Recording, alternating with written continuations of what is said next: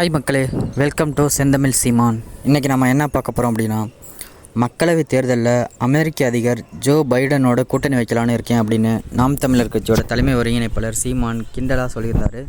அதை பற்றி தான் இன்றைக்கி வீடியோவில் பார்க்க போகிறோம். வீடியோவை ஸ்கிப் பண்ணாமல் கடைசி வரைக்கும் வீடியோ பாருங்கள்.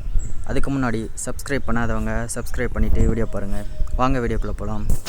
கடந்த 2017 வருஷம் சேலம் மாநகர் அஸ்தம்பட்டி பகுதியில் நாம் தமிழர் கட்சி சார்பில் நடந்த பொதுக்கூட்டத்தில் இந்திய இறையாண்மைக்கு எதிரான பிரிவில் வழக்கு பதிவு செய்யப்பட்டிருந்துச்சு. இந்த வழக்கில் ஆஜராக வந்த சீமான் செய்தியாளர்களை பார்த்தாரு.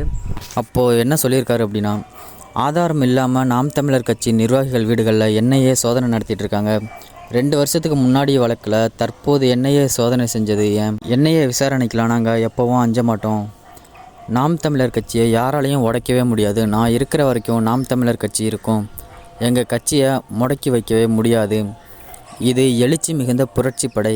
எல்லாமே அச்சுறுத்தல் தான். அஞ்சுவதும் அடிப்பணிவதும் தமிழர் பரம்பரைக்கே கிடையாது அப்படின்னு சொல்லியிருந்தார். சாட்டை துரைமுருகன் நாம் தமிழர் கட்சியை கைப்பற்றதா சொல்லிட்டு இருந்தாங்க. ஆனால் அந்த மாதிரி சொன்னது யார்? திமுக பாஜகவுக்கு சாதகமான பத்திரிக்கைங்க தான். எவ்வளவோ பார்த்துட்டோம், இதை பார்க்க மாட்டோமா என்ன? தேர்தலில் யார் கூட கூட்டணின்னு கேட்குறீங்களா? நான் அமெரிக்க அதிபர் பைடனோட போகலான்னு இருக்கேன் அப்படின்னு சொல்லியிருந்தார். வேட்பாளர்களை அறிவித்து வந்துட்டுருக்கேன்.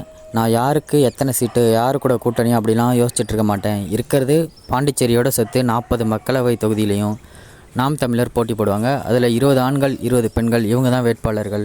இன்னொன்று, என்ஐஏவுக்கு நான் நன்றி சொல்லிக்கொள்ளணும்னு ஆசைப்பட்றேன். ஏன்னா நாங்கள் பாஜகவோட பி டீம் அப்படின்னு திமுக சொல்லிட்டு இருந்துச்சு.